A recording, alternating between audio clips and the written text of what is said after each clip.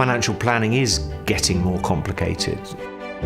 The next generation are not going to be in the same position financially as their parents and grandparents. We are living longer than we have done before.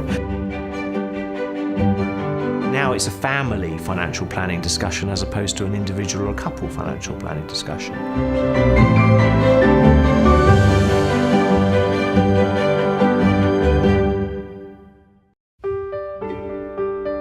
The essence of good financial planning is getting to know somebody, getting to know somebody's family, understanding what their needs and aspirations are for their future and their family's future.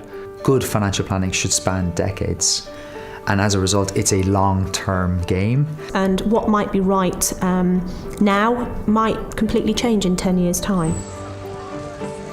The United Kingdom is going through a profound macroeconomic change at the moment, and this is because of two big trends. Firstly, there's this idea of a generational wealth gap, whereby young people who were born in the early 1980s are more likely than not to be less affluent than their parents at every phase of life. Secondly, longevity. We are all collectively living longer. Those changes are impacting on families across the country. I think financial planning has traditionally been about couples. I think what we're seeing at the moment and what we're increasingly going to see over the next 10 or 20 years is financial planning being about families and multi-generational families and, potentially even 4 generations. Planning for retirement now is very different to how my parents planned for their retirement. Initially, retirement as a concept was primarily about us finishing work in our mid-60s, this notional retirement at 65, but potentially passing away in our early 70s, maybe mid-70s. Retirement was a very condensed period of time. The nature of people kind of retiring at 65 is I think less and less typical. 65 is not old. People are going to live, on average much longer. If you retire in your 60s, you potentially face the prospect of living to your late 80s, 90s, and in some cases into your hundreds. It has a very big financial implication, particularly about how we make our accumulated wealth last for longer. How do we make a limited resource potentially last 20, 30 something years? And hence it becomes more of a financial challenge than it was historically. Retirement planning is now more complex than it's ever been.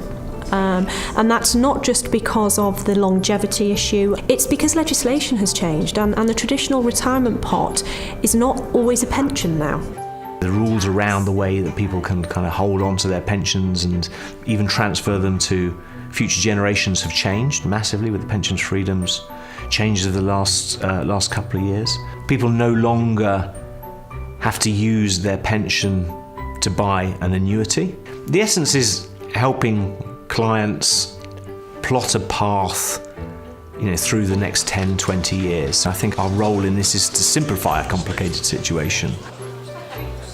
Another big implication of us living longer is that many of us potentially in the future face the prospect of care and having to fund care.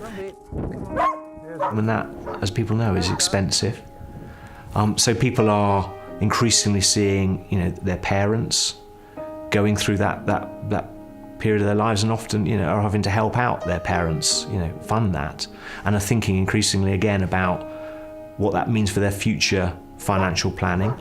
Intergenerational wealth management is about how families use their collective wealth, and we want to support that, to help families think through the dynamics of wealth across the generations, think through what does wealth transfer look like, whether or not we have the funds to potentially pay for expensive care that may be in a residential home, in a nursing home, or at home, but it might be a very expensive period in our lives. Another big trend that's affecting and impacting on how families manage and structure their wealth is the wealth gap. The next generation are not going to be in the same position financially as their parents and grandparents.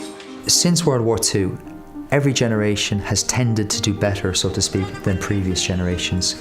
However, individuals who were born in the early 1980s are hypothesized to be the first generation who actually may not do as well as their parents did.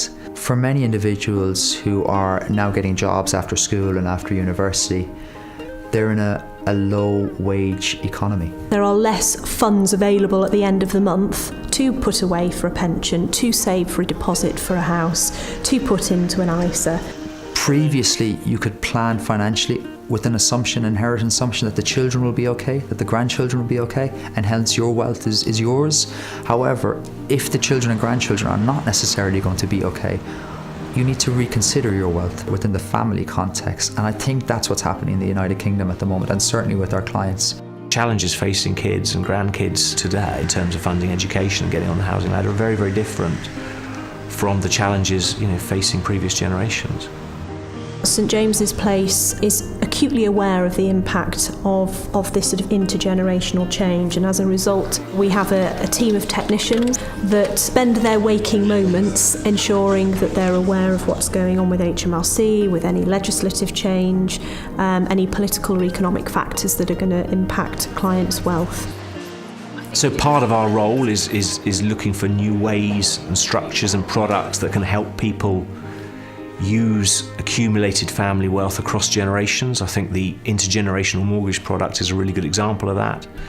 Effectively taking wealth that's been accumulated by parents or grandparents, but using it as the deposit for kids and grandkids to get on the property ladder. I think that's a really good example of an intergenerational wealth product. The future of financial planning in the United Kingdom is fundamentally, I believe, about navigating complexity. We're not just advising clients, we're advising their families, and we're putting in place a plan for the future.